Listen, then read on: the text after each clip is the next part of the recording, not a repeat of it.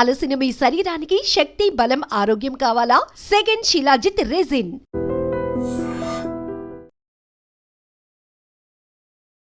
ఒక్కగానొక్క కొడుకు దూరం అయిపోయాడు. దేవుడా, ఎందుకు నా కొడుకుని దూరం చేశావు అంటూ గుండెలు బాదుకుంటూ నా కడుపు కోత ఎవరు తీరుస్తారంటూ రోధిస్తున్న ఓ కన్న తండ్రికి సంబంధించిన వీడియో సోషల్ మీడియాలో వైరల్ అవుతోంది. ఈ వీడియో వైరల్ అవడమే కాదు, ప్రతి ఒక్కరిని కదిలిస్తోంది, కంటతడి పెట్టిస్తోంది. Bengaluru Chinnaswamy stadium RCB success పరేడ్కి సంబంధించి జరిగినటువంటి ఈవెంట్లో తొక్కేసలాట జరిగి 11 మంది ప్రాణాలు పోగొట్టుకున్న దుర్ఘటన మీకు తెలిసే.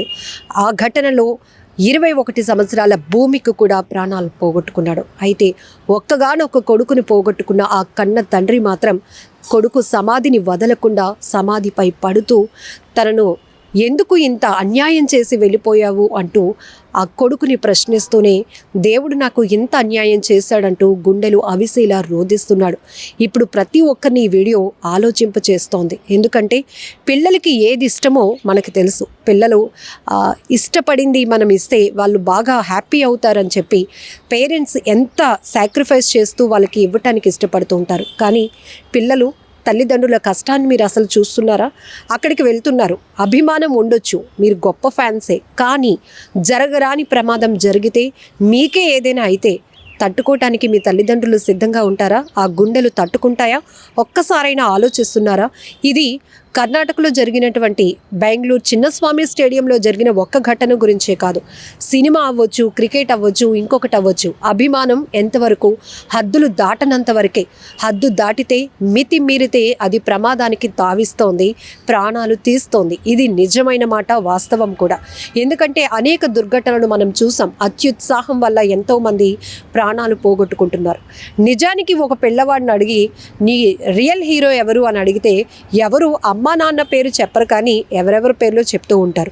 ఇది కామన్. కానీ మీకోసమే వాళ్ళ జీవితాల్ని సాక్రిఫైస్ చేసిన వాళ్ళు ఎవరైనా ఈ భూ ప్రపంచంలో ఉన్నారు అంటే ఫస్ట్ అమ్మా నాన్న, వీళ్ళు మాత్రమే.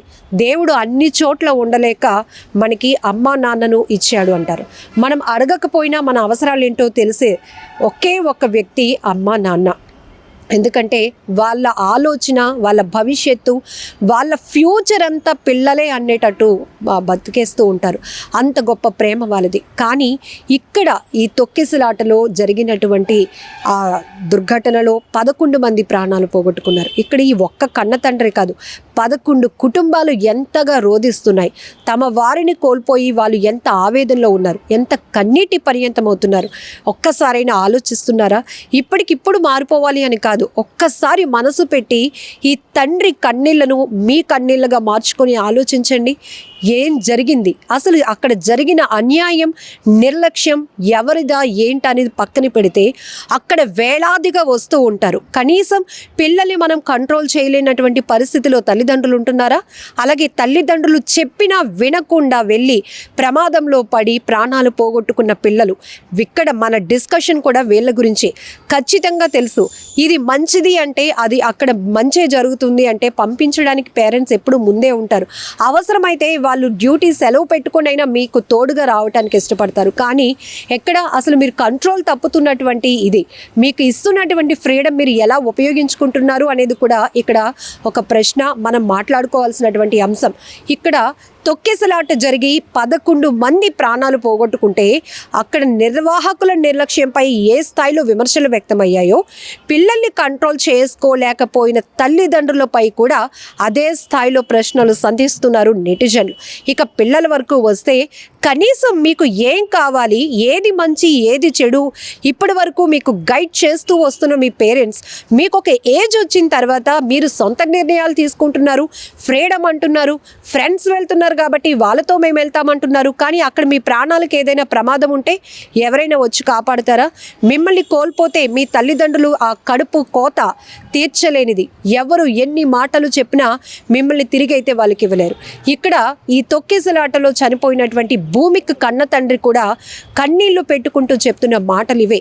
నా కొడుకుని పోలీసులు రక్షించడానికి ఊపిరాడలేనటువంటి పరిస్థితులు, తొక్కిసలాటలో చిక్కుకుపోయినటువంటి నా కొడుకుని వాళ్ళు తోడు పట్టుకుంటూ బాదుకుంటూ పోలీసులు ముందుకు తీసుకెళ్ళిన అంబులెన్స్ అక్కడ రెడీగా లేకపోవడం వల్ల నా బిడ్డ ప్రాణాలు వదిలేశాడు.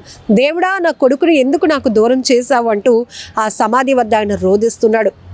మరొక వైపు, నీకు నచ్చినట్టే ఇల్లు కట్టాను, నీకు నచ్చినట్టే అన్నీ చేశాను, మీ అమ్మ నిన్ను అపురూపంగా పెంచుకుంది, అపురూపంగా చూసుకుంటుంది, ఒక్కగానొక్క కొడుకువి ఇలా ప్రాణాలు పోగొట్టుకుని మాకు ఇంత వేదన రోదన మిగిల్చి వెళ్ళిపోయావంటూ ఆ తండ్రి సమాధిపై పడి ఏడుస్తూ కొడుకు కోసం గుండెలు బాదుకుంటూ ఏడుస్తున్నటువంటి తీరు ప్రతి ఒక్కరిని కదిలిస్తోంది. ఇప్పటికైనా మనం జాగ్రత్తగా ఉండాల్సిన అవసరం ఉంది.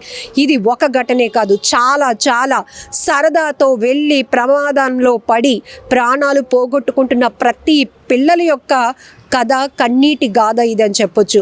అక్కడ వీళ్ళు ప్రాణాలు పోగొట్టుకున్నది ఒక్క క్షణంలో కావచ్చు, కానీ జీవితాంతం మీకోసం ఏడుస్తున్న మీ కన్న తల్లిదండ్రుల కన్నీళ్లు మాత్రం ఎవరు తొడవలేరు. ఇది మాత్రం గుర్తుపెట్టుకోండి. ఈ సమ్మర్ సీజన్లో ఎంతమంది పిల్లల ప్రాణాలు పోయాయి అంటే చెప్పడానికి మాకు కూడా మాటలు రావటం లేదు. బీచ్కి వెళ్తారు ఫ్రెండ్స్తో, అక్కడ అవుట్ ఆఫ్ కంట్రోల్, ఒకరి మాట ఒకరు వినరు, ఒకరిని చూసి మరొకరు అందులో సరదాలో మునిగిపోతారు, ప్రమాదంలో పడిపోతున్నారు. కాపాడే వాళ్ళు ఉంటారా అంటే ఉండరు. ఇక్కడ తల్లిదండ్రులకి ఫోన్ వస్తుంది, మీ పిల్లాడు ఇలా ఈతకని వచ్చి స్నానానికి దిగి మునిగిపోయాడు, చనిపోయాడని. అక్కడ వాళ్ళు గుండెలు బాదుకుంటూ మీ దగ్గరికి రావాలి. మీరు నిర్జీవంగా అంటే మీ మృతదేహాల వద్ద వాళ్ళు పడి ఏడవడం తప్ప మిమ్మల్ని వాళ్ళు మళ్ళీ ఎలా పొందాలో కూడా తెలీదు. కేవలం దేవుణ్ణి ఎందుకు ఇలా మా బిడ్డల్ని దూరం చేశావు అంటూ నిందిస్తూ ఏడవడం తప్ప ఏమీ చేయలేని నిస్సహాయమైన పరిస్థితి. ఇక్కడ ఈ కన్న తండ్రిని మనం ఒక్కసారి ఆయన పెయిన్ని ఓన్ చేసుకుందాం. ఆయన చేసింది కూడా తప్పే. ఎందుకంటే అలాంటి బిగ్ ఈవెంట్స్కి ఏ స్థాయిలో జనం వస్తారో తెలుసు, ఏ స్థాయిలో ఫ్యాన్స్ వస్తారో తెలుసు. అక్కడికి వచ్చిన వాళ్ళు కంట్రోల్లో ఉంటారో ఉండరో పిల్లలకు తెలియకపోవచ్చు, కానీ పెద్దవాళ్ళుగా మనకి తెలుసు. అక్కడికి వెళ్తే పిల్లవాడు మళ్ళీ తిరిగి సేఫ్గా వస్తాడా, అక్కడికి వెళ్ళటం కరెక్ట్ అయినా మనం వాళ్ళని ఎంతవరకు కంట్రోల్లో పెట్టుకోగలుగుతాం? పిల్లలకి నచ్చినట్టు అన్నీ చేయటం, చూసి ఇవ్వటం, లేకపోతే సాక్రిఫైస్ చేసి ఇవ్వడం కాదు. ముందు వాళ్ళని మనం రక్షించుకోలేనటువంటి పరిస్థితిలో ఉంటే ఎవరిని నిందించి ఏం లాభం అనేది కూడా ఇక్కడ మరికొంతమంది అభిప్రాయాలు వ్యక్తం చేస్తున్నారు. ఏదేమైనా ఈ దుర్ఘటన చాలా బాధాకరం. బట్ ప్రస్తుతం సోషల్ మీడియాలో ఈ తండ్రి రోదన, తండ్రి కన్నీటి గాథ చూసిన ప్రతి ఒక్కరూ మాత్రం గుండెలు వణుకుపోతున్నాయి. ఎందుకంటే ఇంత దుఃఖాన్ని వాళ్ళు దిగమింగుకొని ఎలా ముందుకు వెళ్ళగలుగుతారు అనేది కూడా ఒక ప్రశ్నే. ఇక్కడ భూమికి లాంటి ఒక కొడుకును పోగొట్టుకున్న కన్న తండ్రి కన్నీళ్ళే కాదు, ఇలాంటి ఘటనలు మరెప్పుడు కూడా జరగకుండా ఉండాలి అంటే మనం కూడా జాగ్రత్తగా ఉండాల్సిన అవసరం చాలానే ఉంది. సో ఈ వీడియో పైన మీరేమంటారో, ఇక్కడ నిర్లక్ష్యమా, తొక్కేసలాట, ఎంతమంది ప్రాణాలు పోగొట్టుకున్నారు అనేది పక్కన పెడితే ఇలాంటివి జరగకుండా ఉండాలి అంటే ఎక్కడెక్కడ ఏ స్థాయిలో ముందు పర్యవేక్షణ అవసరం, ఎలా కంట్రోల్లో ఉండాలి, పేరెంట్స్ పాత్ర ఏంటి, పిల్లల పాత్ర ఏంటి అనేది విషయంపై కూడా మీ అభిప్రాయాలను కామెంట్ బాక్స్లో తెలపండి. నిజంగా ప్రస్తుతం ఉన్నటువంటి సమాజం దేనికి ప్రయారిటీ ఇస్తుంది? ఆర్థిక సంబంధాల చుట్టూ మాత్రమే తిరుగుతోంది. మళ్ళీ ఎన్నికలంగానే చాలా విరక్తి కలుగుతున్నాం. మంచి అనిపిస్తుంది కదా, లేడీస్ కూడా ఛాలెంజింగ్ జాబ్స్ చేసినప్పుడు చాలా బాగుంటది. ట్రాఫిక్ అసిస్టెంట్స్ గా నియమించిన ట్రాన్స్జెండర్స్ అందరితో సాల్యూట్ చేయించుకుంటున్నారు. ఫుడ్ డెలివరీ ఇవ్వటానికి వెళ్ళినటువంటి డెలివరీ బాయ్ అనిల్ పై కళ్ళ ముందు